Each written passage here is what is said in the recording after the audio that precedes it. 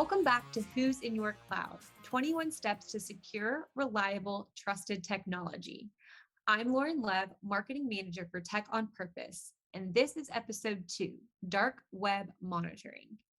In last week's episode, we dove deep into the topic of security awareness training and took a look at why it's number 1 on the top Cyber 21's best security practices. Our cyber expert cast from TBI, Iron Scales, ID Agent, and KnowBe4 shared insights and thoughts on the vital importance of adopting security awareness training. Everyone agreed, security awareness training is of vital importance, and a cyber-aware culture from the top down is crucial to mitigating risk from the 95% of breaches that are a result of human error. And if you haven't had the chance to watch episode 0 or 1, be sure to catch those on demand on LinkedIn, Facebook, or YouTube.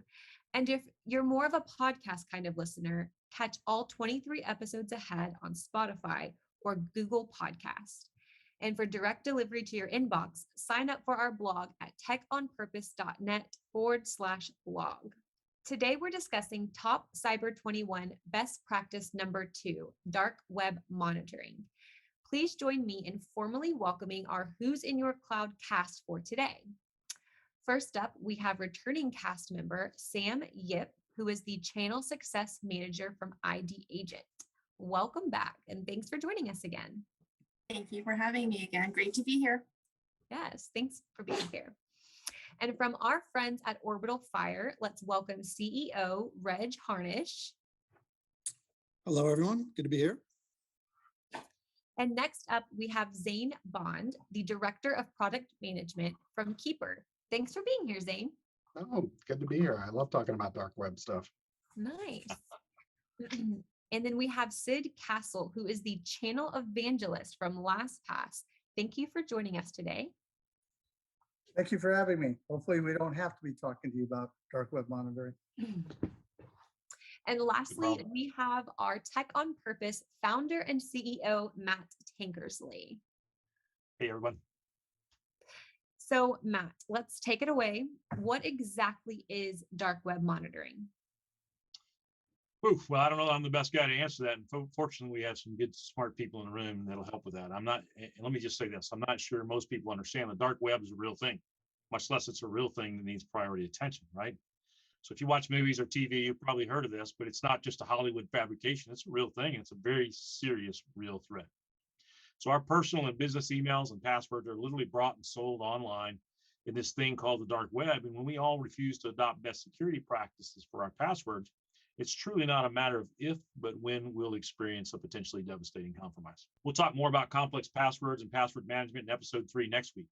Let me preface with this. If you're using the same password for multiple accounts, you are highly at risk.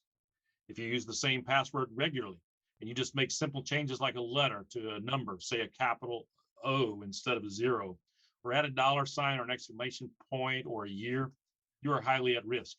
So what does this have to do with the dark web?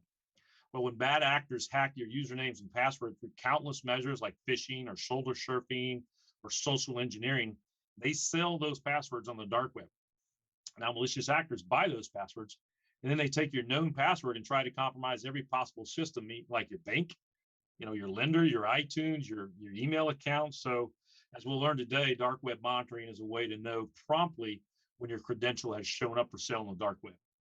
And with our dark web monitoring solution partners, you can take quick action to reset those passwords and minimize the risk of your bank account being drained or every mail address you've ever had falling into the hands of malicious actors who are going to do the same thing to everybody you know by phishing them, right? And pretending that they're you. So this is important stuff. This is why dark web monitoring is number 2 on the top Cyber 21 best security practices. So with that, Lauren, why don't you pass around? Let's introduce all of our guests today. We are going to we'll start with Sam. So Sam, if you want to introduce yourself to the audience. Absolutely. My name is Samantha, and I am part of Kaseya ID Agent. We provide MSPs with security tools for protecting everyone out here. Thanks for coming back. We appreciate it. You've been on back-to-back episodes now, so you're becoming a pro just like us. Let's see, let's go to Reg.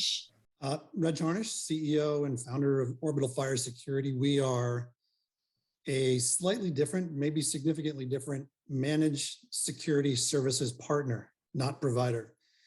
We work differently with MSPs to bring effective and affordable cybersecurity services to small businesses. So next up, Zane. Zane Bond, I'm on the product management team with Keeper Security. Keeper Security, without a doubt, the best enterprise password manager out there, just saying. And I think, the dark web monitoring really, it's most of the stuff you find out there is passwords. So we run into that all day, every day, just with managing and handling passwords and breaches. And lastly, we have Sid. Hi, Sid Castle. I'm the LastPass evangelist over here at Log Me In. Obviously, we do the go-to for work from anywhere companies, but LastPass is all about identity access management. So password management, single sign-on, MFA, and as you've heard from some of the others, dark web monitoring is something you need to be aware of. Everything about selling credentials, those credentials are actually cheap. You can go on an Onion browser, Tor browser, find these credentials for as low as $3 to $5 a person. Wow. They do massive amounts, and as you've heard, the idea Matt was saying is that they use this to get to other people. And when you get a dark web alert, you normally get it in advance to the actors who will actually do something with it. And if you don't act, that's where the problem occurs. And we can help you change those passwords, update those credentials, and ensure that it doesn't compromise something else. Thanks guys for introducing yourself. And Lauren, remember we said last week, we didn't necessarily preface it today, but the average malicious actor is present in an environment for 287 days before they're known to be there, right? And so this whole idea of the dark web monitoring thing is that we're finding out, in days instead of months. When those credentials are compromised, we can take action. So why is this important? We've said some things about statistics. We've sort of said how this is happening, but what does it mean to folks? Why is it important from the perspective of your organizations and the security products and services that you offer? Okay, so we're just going to toss the conversation around the room and we're going to kick it over to Reg first. So what are your thoughts on what exactly the dark web is? Why should our audience even care? And how do they plug in to mitigate risk with this vital best security practice? I honestly was hoping to go last because I want to contradict everyone else. However, a couple of things. One, it would be the equivalent. So not understanding the dark web is kind of like the equivalent of not knowing where your meat came from. Not that it would necessarily change your decisions or your current behaviors, but maybe it would.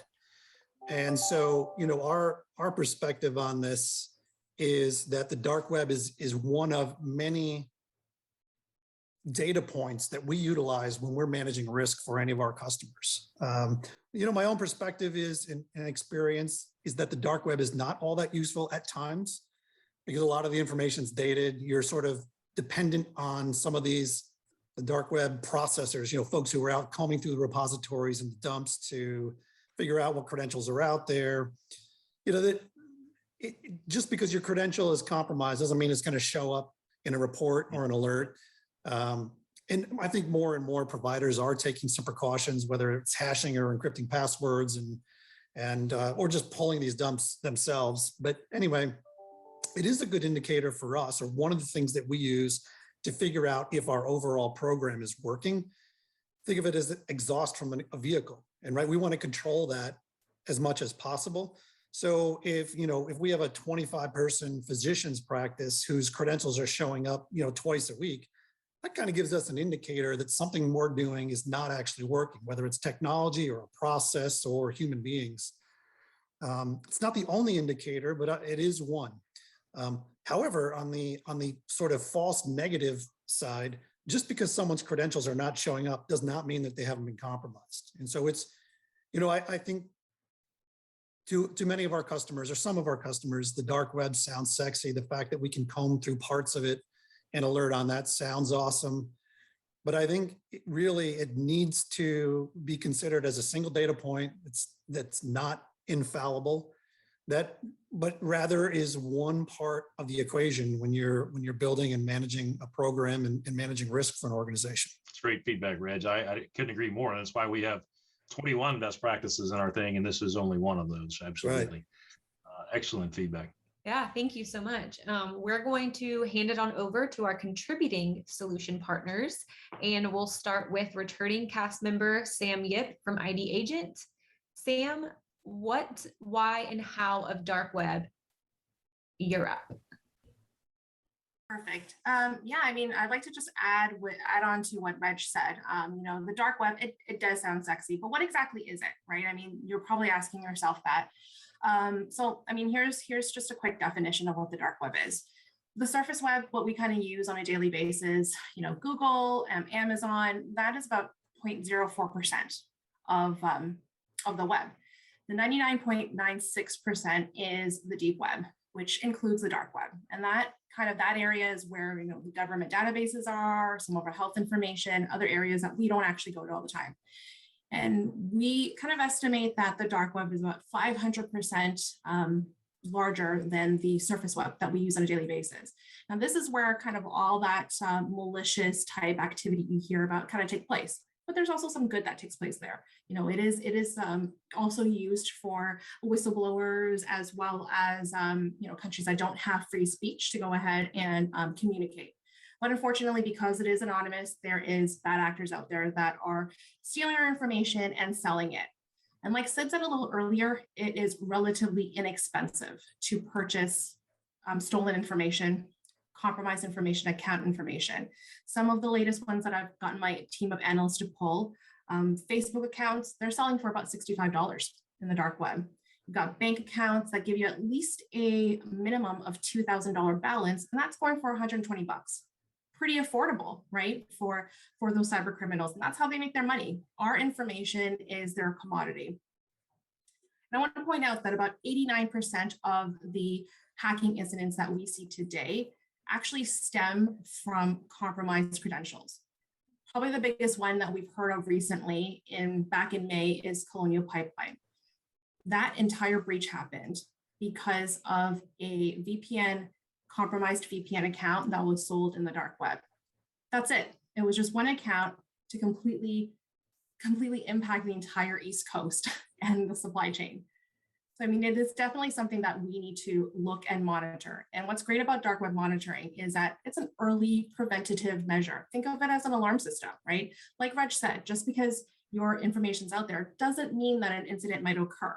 But we need to know that it's out there. You don't know what you don't know. So to have that alert system, if we're aware of a compromise and we need to change that password or even look out for identity theft, if our personally identifiable information is out there, we can actually take action once we know what's out there. Yeah, that was a really good explanation. And what stood out to me was you saying our information is their currency.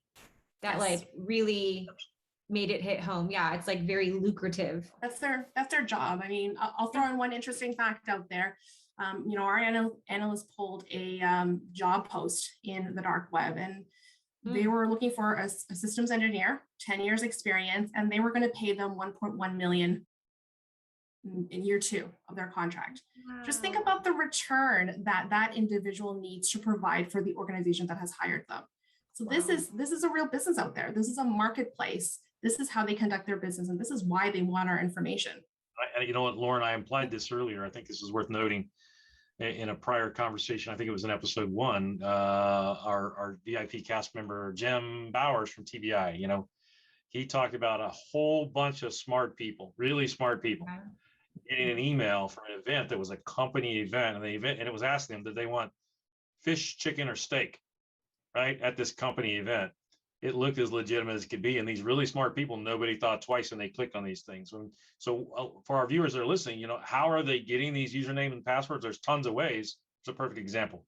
So really one they clicked on. So I asked him, what was his choice? Did he get fish, chicken, or steak? And then one of the guys said, yeah, he got a mistake is what he did.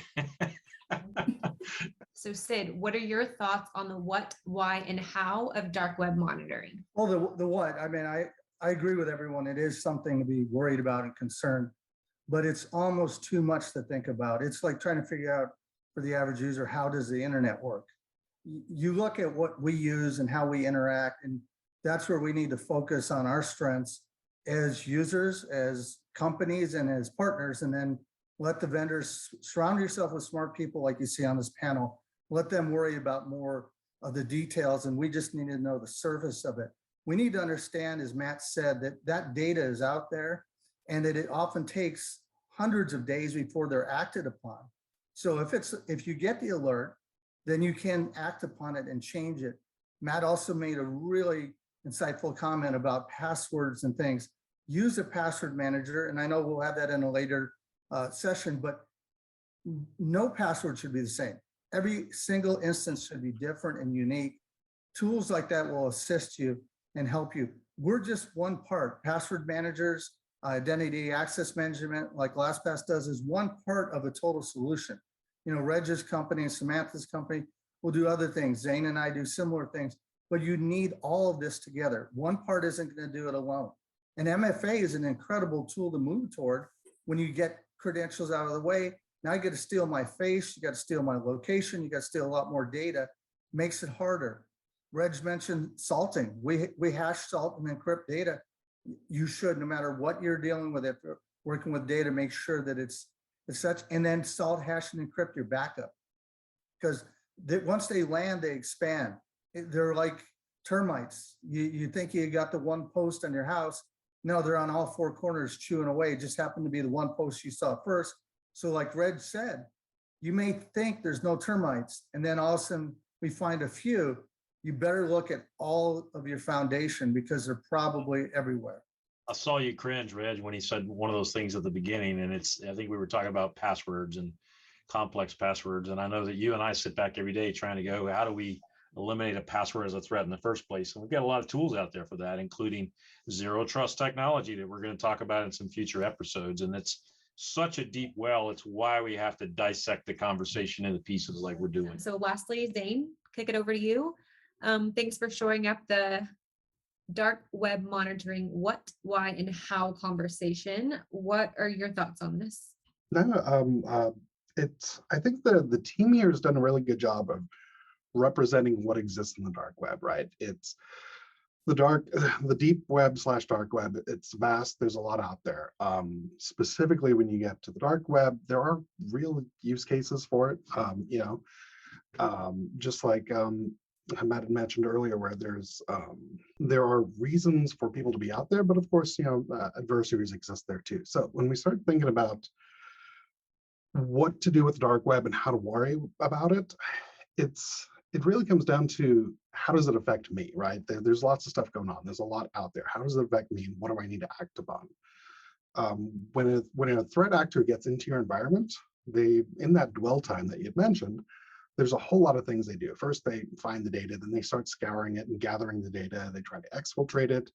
They try to understand, is this useful for, can I get some ransomware out of this? Can I sell it to somebody else? Can I do something?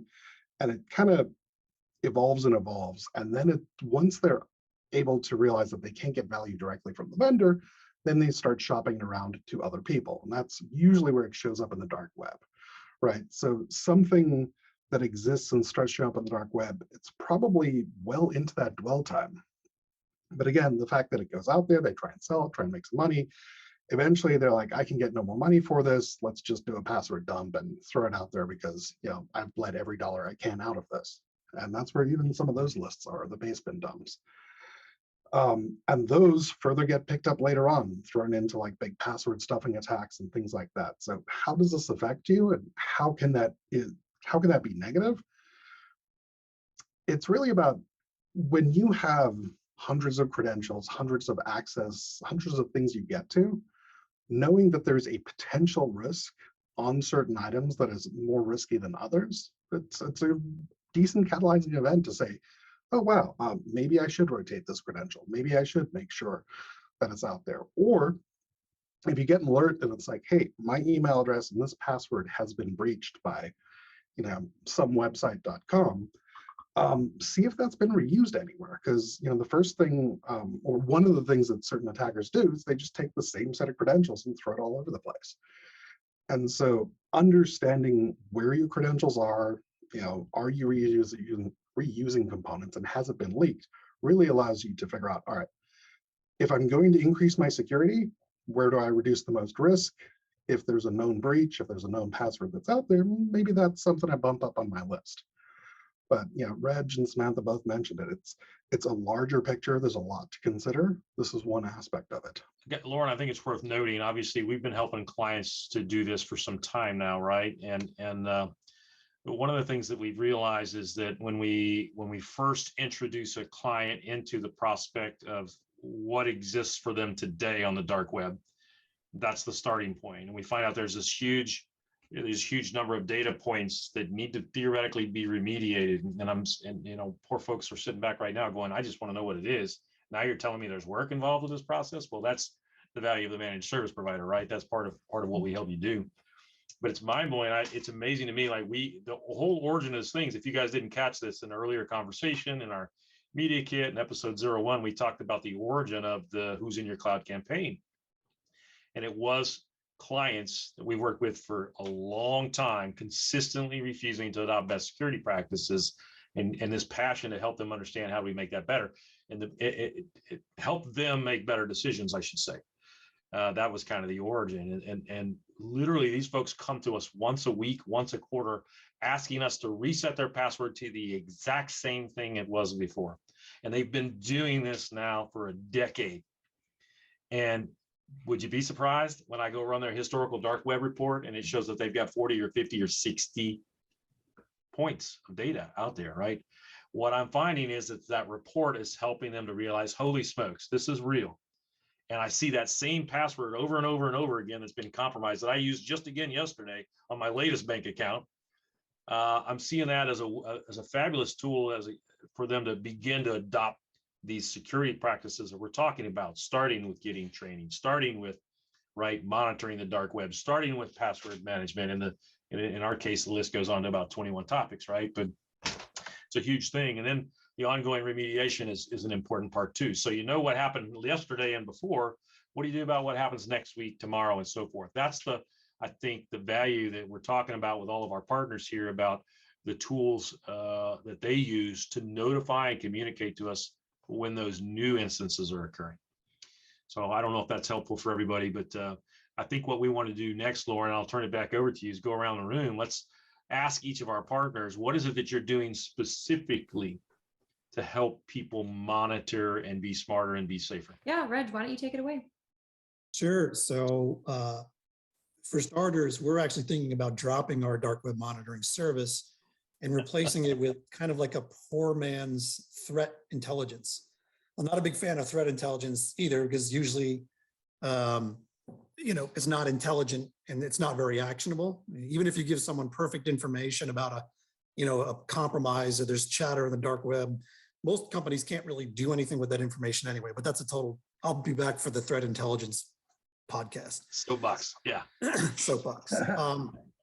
But I think, so I challenge anyone who suggests that dark web monitoring is a proactive or preventative measure, because the compromise or part of the compromise has already occurred, or that information wouldn't be available to cyber criminals. However, I think if you use it well, it can prevent further bleeding or further compromise, in that chain. Because a lot of this compromise may come from just sort of run-of-the-mill garden variety social engineering and phishing, et cetera. And maybe that's the pretext to a much bigger incident. And so I think if you treat it that way, it can actually be very productive, depending on your organization, the kinds of information you have, what your password hygiene looks like, and a lot of other things. But our thought right now is, and especially given how the dark web has just expanded almost incalculably, can someone look that up? I'm not sure that's a word. It's really hard to figure out how quickly it's expanding, but we know it's a lot. And so we know there's a lot of data points out there. And if we can take that information and start to turn the time back a little bit so it can be more proactive, that's really what we're looking for. So what we're doing now is looking at how some of these, dark web breadcrumbs can lead us back to chatter, search terms and expressions, other things that might be out there that are indicators of potential or future compromise, so that we can be a little more proactive of further events. And that is kind of the way we see it right now. again, a lot of the searches, because we're using an automated service as well, and those things have become a bit of a commodity, but it's very inexpensive, so we do it. But we're looking at that, how we start to take another step backward in that and look at more data points and do a better job of being relevant and actionable. And I saw, again, coming back to my initial comment, we don't like charging our customers for stuff that they don't get a lot of value out of. And I'd say half of the time, when we get an event or an alert from our dark web monitoring service, and we go to conduct remediation, notify the customer, et cetera. In many cases, that password has already been changed. In some cases, the password was changed a year ago, and we're actually picking up indicators or breadcrumbs that are really dated. Yeah. And so what we do is we'll conduct a more in-depth search now with a tool that we're actually playing around with, just to see if there's ways that we can bring more data points to the conversation, and something that brings greater value than just saying, hey, listen, we found a password out there and there's a 50% chance that it's already been changed. We want to do more for our customers. So that's Sure. kind of what we're thinking about doing right now. So, Zane, how is your team equipping organizations to combat dark web risk? All right. I think there's a couple of different components to this. When you think about why do customers, why do users, why do people in general end up with terrible passwords? Like, hey, I've got a password. Let me guess. Your first letter is uppercase. You threw a number and a symbol at the bottom. Your symbol was probably an exclamation point, and your number is a single digit 1 through 9, right? And then everything in the middle is lowercase. Probably some word relative to something family, pet, something, right?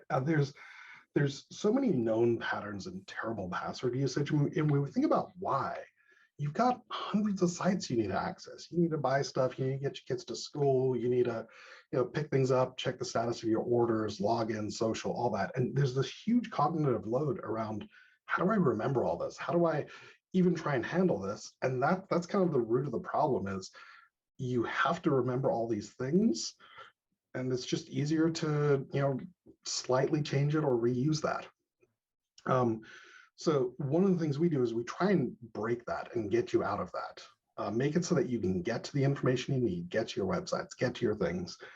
And you don't have the load of your password. You just, look at your phone, you do your biometrics, your Face ID, and from there, you access what you want. You type in Facebook and hit go, and it launches it. Now, on the back end, there's an enormous amount of, encryption and alerts on dark web, like have your credentials been breached, and are you using terrible passwords, and what's going on there. But from that component, it's allow you to reduce that load. And then when you have time, we come in and tell you, like, hey, of all these sites you've saved, of all the things you access on a day-to-day basis, these ones kind of have terrible passwords, which would be good to guess. Not a great idea. These ones have, these credentials have been breached on the dark web. And we're not saying that you're going to get hammered. It's going to happen. But out of all 300 things on your list, maybe these 5 that are out there might be a good candidate to change to something else.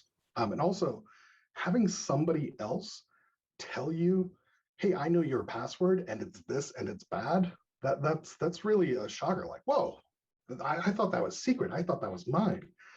And then when you see it like out there, it's like, wow, okay, well, maybe it isn't that secure. I mean, it really brings the thought and assumption of secrecy home. And it's like, man, these breaches are ephemeral things where pipelines go down and companies pay billions. But I'm like, dude, that's my password. I'm so not okay with somebody knowing that. Like it's something personal. That's really it, right? It's the awareness and the value of that showing it. And then the other thing is we at least within our platform, we try to make sure that whatever we do is zero knowledge. So even though we're telling you, hey, your credential has been breached, we have no idea. Like we don't go to a service and say, hey, Bob has all these websites, tell me their passwords, right? We have this whole other technology around making sure that everything we do, we don't know. So even if we as a company do get breached, that's not a problem because We don't have your information. We have your ciphertext. We have the access to the targets you need. We have access to all the platforms, but you control your data and only you can decrypt it. You don't like the feeling of someone knowing your password. It's kind of akin to knowing that someone has a copy of a key to your house. Yeah, they might not come in, but they still know it and they have the ability to sell that key, use that key, come in. How am I sleeping at night when I know somebody else has a key that I probably wouldn't want to have in my house? That's a brilliant Yeah. idea. And so what I heard there, Zane, is that you're basically giving people the intelligence they need to make sure that their credentials aren't showing up in the dark web in the first place. That's what I heard. And then you've got some alerting capabilities there that are of value to your subscribers. So that's Yeah, good and it stuff, also man. ties into reducing the blast radius, right? If a credential gets breached, which is going to happen, if it's a completely randomized password that exists on one website, whatever. Okay, I'll go reset my Twitch password. They got breached a couple weeks ago, right? Versus, oh wow, that password's on like 80 things. Okay, this is gonna be a long weekend. Mhm. Right. Yeah. Yeah. Right. That's a good point. Okay, Mr. Sid, I can tell you as a longtime user of LastPass, a current user of Keeper, we actually use both in our organization, right? Good. We Double are protection. we're big believers of using the technology that our clients use, right? So we eat our own Right. dog food. I can tell you I've had many of those weekends that you just described because LastPass does a great job of it as well. Going, did you know you're using all the same passwords here? So, Yeah. Sid, give us your perspective at LastPass on what you guys are doing to equip folks to combat dark web risk. Great. I prefer drinking my own champagne than dog food, but that's another discussion altogether. Me too. But yeah, they're great. But as you'd heard, dark web monitoring is reactive. That's after the fact. That's something's happened and then you deal with it. And like you've heard from some others, we are very quick to get you that information and instruct you what you should do to change it. But really, you should be proactive in other ways. With password management, and as you heard Matt mention with LastPass, and we have a security score. We can go in and help talk to you about what you're doing and how are you doing it, what to change. I have over 350 credentials, and my running joke is I know none of them. I don't know Absolutely not. my account. I don't know Facebook. I don't know anything. I know 2 passwords, and they're master passwords for LastPass, and everything's a zero knowledge security base, solid hash decrypt. So the data is useless unless you have my decryption key, my master password, things like that. I used to duplicate a lot. And as Matt said, I thought I was smart. I was indexing things. I had 25 plus characters, upper, lowercase, like the FBI says, take 1,000 years to crack it. Well, here's the problem with that. My password was very difficult to crack or to discern. But I'm a big fisherman and boater. I buy lures from different places all around the world, from China, Russia, places like that.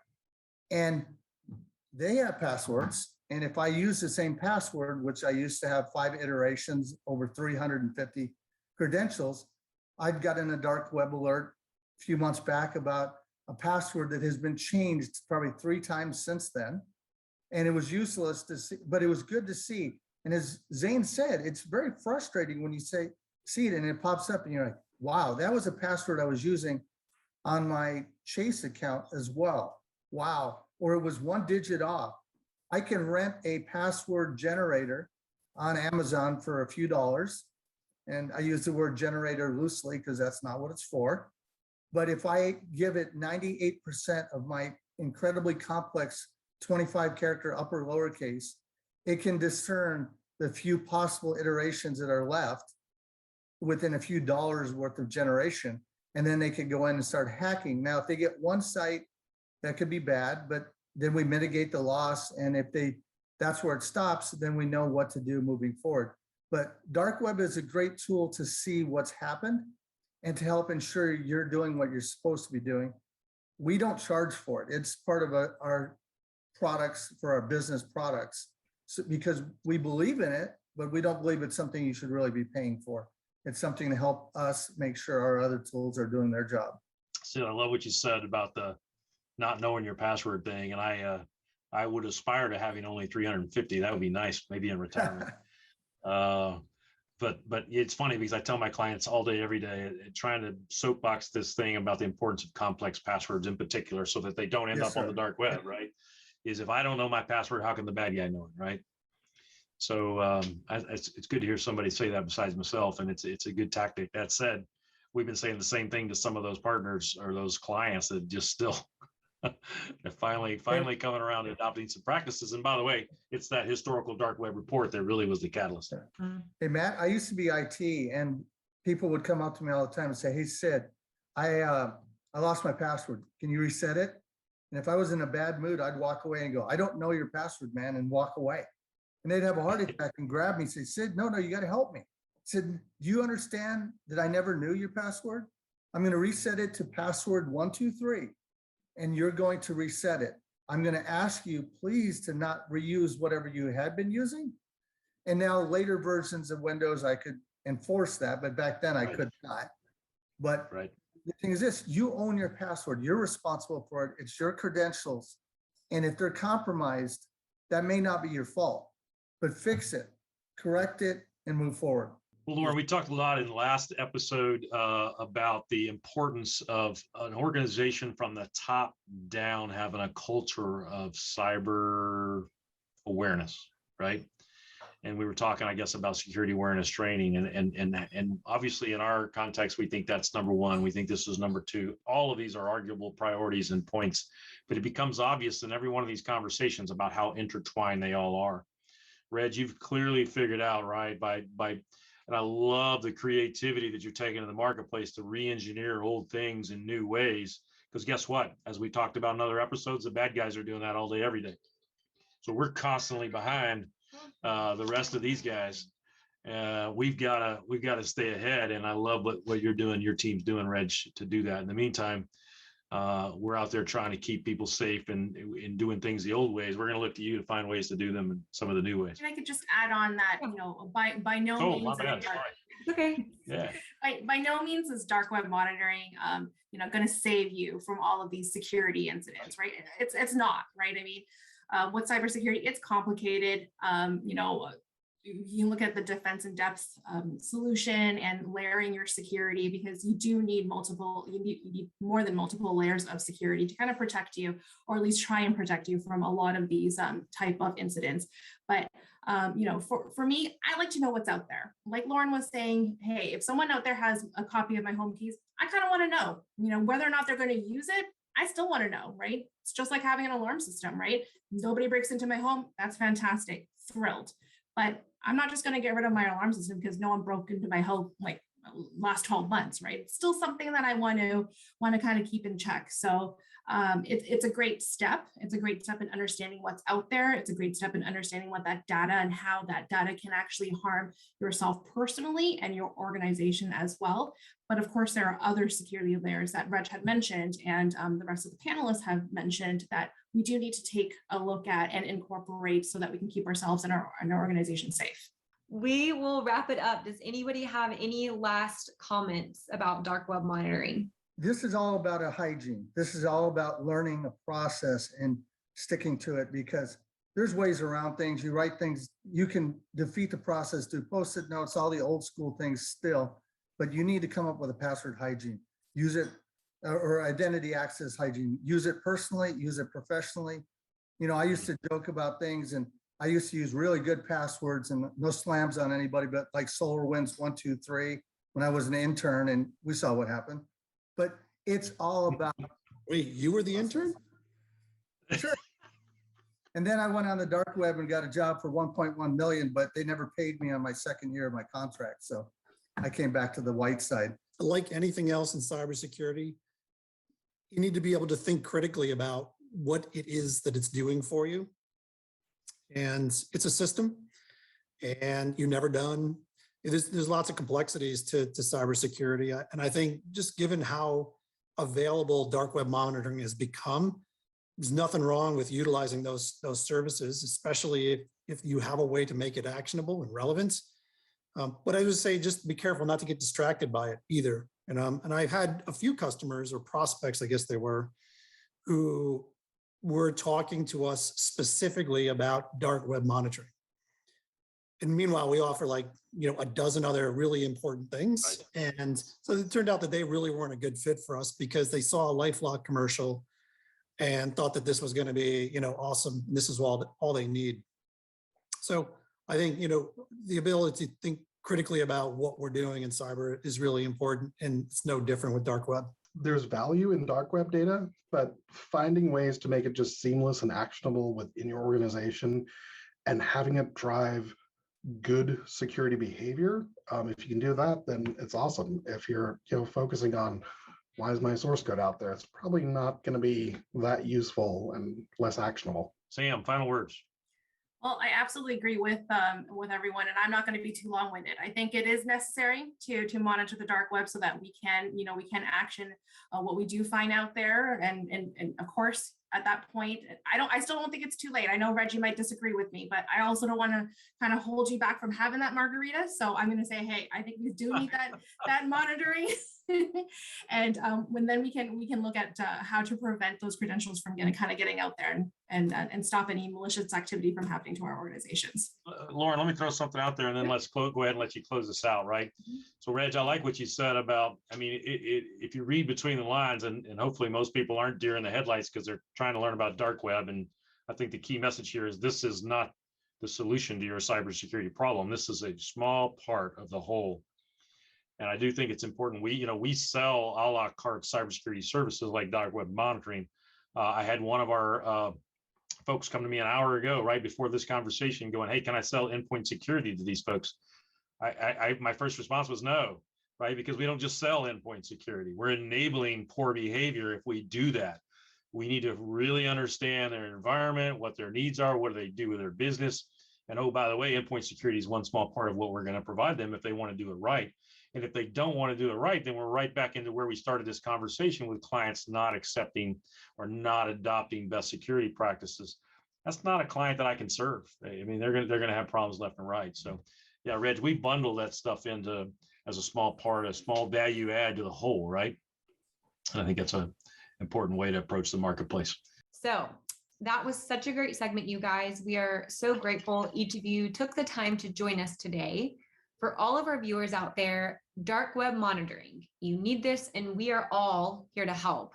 So connect with us at TechOnPurpose to get started, or email learn more at who'sinyour.cloud, and a member of our cyber team will get back with you ASAP. A special thank you to all of our subscribers and viewers for following the Who's in Your Cloud 21 Steps to Secure, Reliable, Trusted Technology journey. I'm Lauren Lev, Marketing Manager for TechOnPurpose, and coming up next week, we have episode 3, Complex Passwords and Password Management. So we learned in episode 1 that 95% of compromises were related to human error. Today, we learned the scary truth about compromised usernames and passwords available on the dark web. It should be no surprise that our next stop is related to complex passwords and password management. Sid from LastPass, we're looking forward to you joining us for that episode ahead. And Zane from Keeper, I believe we're expecting Marcia Dempster for that episode as well. So we are going to be excited to have you guys represented.